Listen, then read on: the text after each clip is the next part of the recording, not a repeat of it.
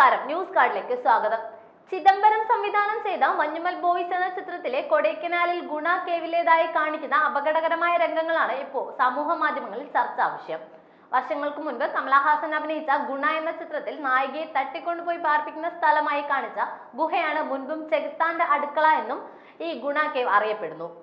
M Padmakumar സംവിധാനം ചെയ്ത മോഹൻലാൽ നായകനായി എത്തിയ ഷിക്കാർ എന്ന സിനിമയുടെ ക്ലൈമാക്സും ഗുണ കേവിലായിരുന്നു ഷൂട്ട് ചെയ്തതെന്ന് അധികം ആരും അറിയാത്ത സത്യമാണ്. മോഹൻലാലിന്റെ മകളായി അഭിനയിച്ച അനന്യയെ വില്ലൻ പിടിച്ചുകെട്ടി തൂക്കിയിടുന്നത് ഗുണ കേവിലെ വലിയ ഗർത്തത്തിലായിരുന്നു.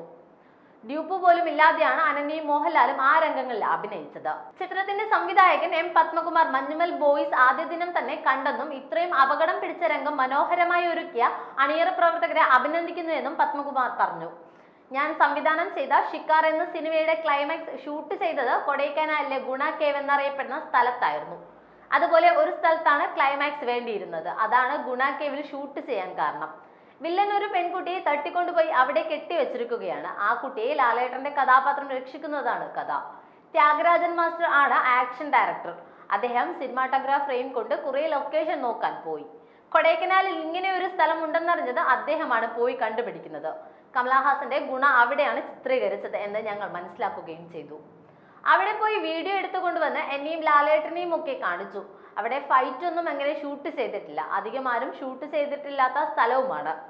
കേവിനുള്ളിൽ മുകളിൽ നിന്ന് താഴേക്ക് ഇറങ്ങാൻ വലിയ ബുദ്ധിമുട്ടുമാണ്. കയർ ഏണി കെട്ടിയിട്ടാണ് താഴേക്ക് ഇറങ്ങുന്നത്. ആവശ്യ സാധനങ്ങൾ എത്തിക്കുന്നതും അങ്ങനെ തന്നെയാണ്. അധികം ആൾക്കാരെ താഴേക്ക് ഇറക്കാൻ കഴിയുകയുമില്ല. ലാലേട്ടന്റെ മകളായി അഭിനയിച്ചത് അനന്യയാണ്. രണ്ട് പാറകൾക്കിടയിൽ ആഴത്തിൽ ഒരു ഗർത്തമുണ്ട്. അവിടെയാണ് അനന്യയെ കെട്ടിയിട്ടിരിക്കുന്നത് ചിത്രീകരിച്ചത്. വളരെ അപകടം പിടിച്ച ഒരു ഷോട്ടായിരുന്നു. കയർ പൊട്ടിപ്പോവുകയോ അഴിഞ്ഞു പോവുകയോ ചെയ്താൽ പിന്നെ ആളുടെ പൊടി പോലും കിട്ടില്ല. ഞങ്ങൾ അനന്യയോട് പറഞ്ഞു, വേണമെങ്കിൽ നമുക്ക് ഡ്യൂപ്പിനെ വെച്ച് ഷൂട്ട് ചെയ്യാം, റിസ്ക് എടുക്കണ്ട എന്ന്. പക്ഷെ അനന്യ പറഞ്ഞു, ഒരു കുഴപ്പവുമില്ല, ഞാൻ തന്നെ ചെയ്യാം. ലാലേട്ടൻ പറഞ്ഞു, മോളെ സൂക്ഷിക്കണം, ഉറപ്പുണ്ടെങ്കിൽ മാത്രം ചെയ്താൽ മതി, അല്ലെങ്കിൽ ഡ്യൂപ്പിട്ട് ചെയ്യാം. എന്നാൽ അനന്യ പിന്മാറിയില്ല. അത് ചെയ്യാൻ കാണിച്ച ധൈര്യത്തെ അഭിനന്ദിച്ചേ മതിയാകൂ. ലാലേട്ടൻ ചാടി വീണ് അവളെ പിടിക്കുന്ന ഒരു രംഗമുണ്ട്. അതൊക്കെ ഒരുപാട് മുൻകരുതൽ എടുത്താണ് ചെയ്തത്.